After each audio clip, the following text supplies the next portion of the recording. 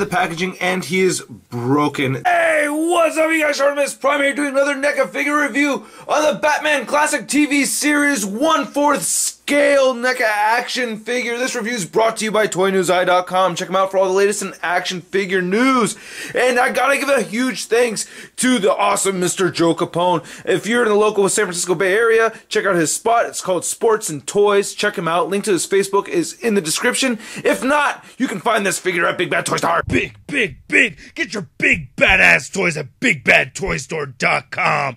Click the link in the description below. The packaging for this figure is gigantic. You're looking at a 22-inch packaging, man. Down here we have this really cool picture of Batman. It says Batman 1/4 scale action figure. This is an 18-inch figure. The Batman cartoon character that they drew on here, cape and cowl, is all great. Looking at the side of the packaging, we have a picture of Batman and Robin scaling up a building. And then on the back of the packaging over here, we have a lot of stuff going on. We have a picture of the figure with his cape sprawled all the way out. We get a close-up shot of the utility belt, batarang, walkie-talkie, Batusi hands, and then a picture of the batarangs holster, and then the Batmobile. Now on the top of the packaging, we have the old-school Batman logo, and then at the bottom of the packaging, very similar thing with the barcode. So yeah, man, I'm excited to crack this thing open. Let's check it out. So here's our Adam West Batman out of the packaging, and man, I gotta say, cool figure. Really cool looking figure, man. Now he's made out of all plastic except for his cape. The cape is made out of soft goods, and I'm knocking the figure over. But yeah, you can see over here, very nice shiny material over here. It feels so silky and smooth. This moves out pretty far over here. You can't stretch it out all the way horizontally, but you know, you get some length over here. And here's how it looks on the back too, pretty cool. The rest of the figure is made out of plastic, but a lot of it looks like it's made out of rubbery material. Let's take a look at all of his accessories and then a closer look at the figure itself. Really cool thing is the Batcave is drawn inside the backing card. You can see all the accessories right over here. I just thought that was a really nice touch that they did that, and look at all the twisty ties. Yeah, so much fun. Mare comes with 6 different interchangeable hands. We get a pair of fists over here, which look great, man. I love the detail and the stitching on this. This is all plastic, and it's made with this really shimmery bluish purple paint, and I love how you can see seams right here on the fingers. There's a lot of great detail on this. He also comes with his Batusi hands, so cool. Hey, peace. And then we get one batarang holding hand for his right hand over here, and then the left hand is for his walkie-talkie holding hand. Here's a look at the walkie-talkie. Looks pretty damn cool. I like it. I like the gold paint over here. Nice silver paint applications. I like the sculpted detail of it. And as you can see, it fits nicely in this hand over here. And the figure comes with 2 batarangs, and I think this batarang looks awesome. So this is the first one. There's also a collapsible one, which I'll show later. But look at that. I love this purplish blue paint and the silver dry brushing over here. Man, that is great looking. That's just beautiful. And it fits nicely into the batarang holding hand too. You just go like that. Stays pretty well. It also comes with a string over here, so I haven't taken this apart yet. So there's a hole in the batarang which you could thread this through. So here's the string, just put it in the hole and then just tie a little loop. Now I've tied this loop pretty loosely over here. I don't really necessarily want to have it displayed like this, but we get some decent length with this string over here. I've measured this out to be 20 inches long. We get this extra pouch over here which we can clip onto his utility belt, and this is what I think is the coolest accessory right here. This pouch for the batarang. Look at that, batarang! And then you just pull this up like so, and then lift the batarang out. And now when you split this together, it actually comes apart. You can see this hinge piece right here disconnects, but not to worry. You just put it back together like that. It has this peg over here and a peg down here in the holes, so you can just plug it in like so. And it stays okay, not great, but you know, good enough, and I think it looks really cool. It's just as cool as the other one, and they both have the hole in the same place. So taking a look at the back of the utility belt over here, you just take this guy and he'll clip on nicely. Just find a space, and then there it goes. That's pretty cool. I am really impressed with this head sculpt. This looks great, man. Look at that. That really looks like Adam West. I think they did a great job on this one. I love the flesh tone. They had some pink in there on his cheeks and on his mouth. Definitely really nice head sculpt. They even have his nostrils painted in black. That looks pretty good. I think they put a little bit more black paint in the right nostril, or I mean his left nostril instead of the right one, but oh well. I like how the eyes look. They look pretty realistic. The mask came out great. I like how the mask looks a lot.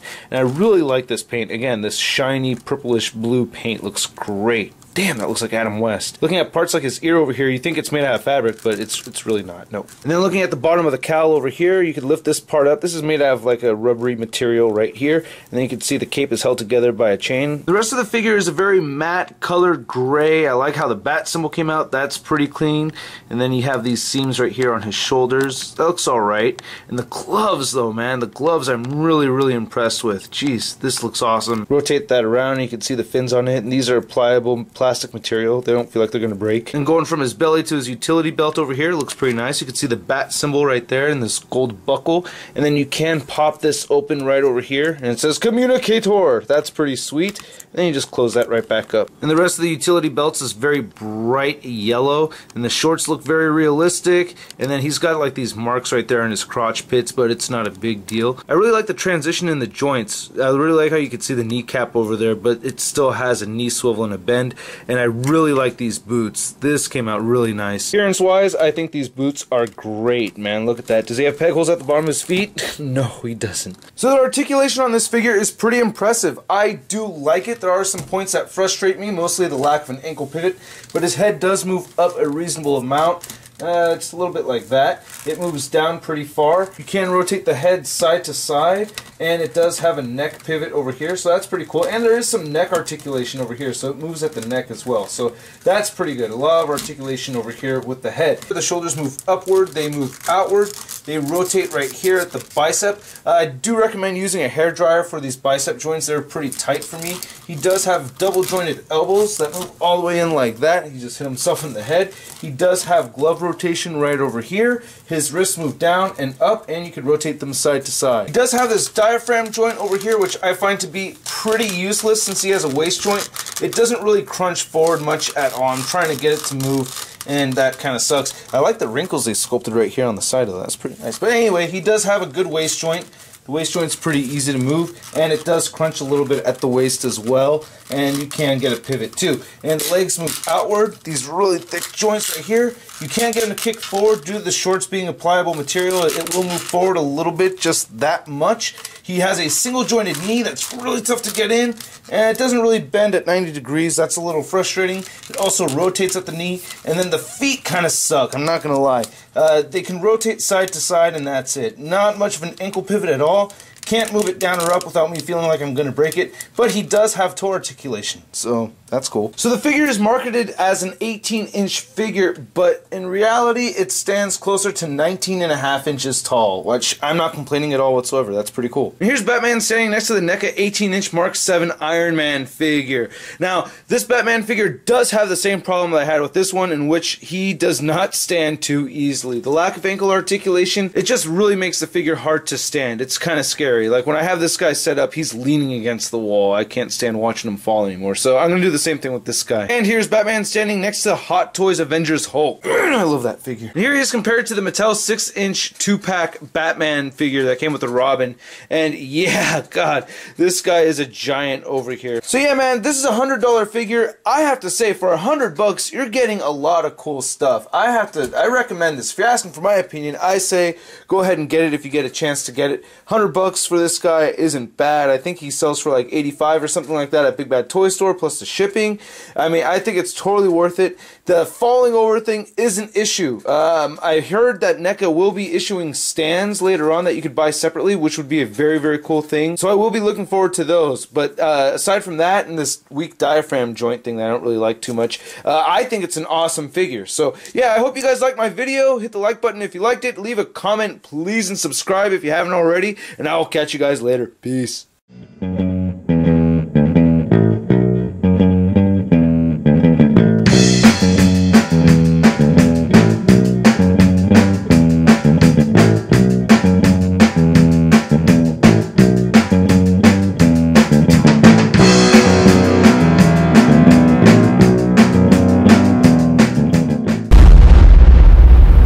That's crispy. I actually really love... Whoa, there he goes.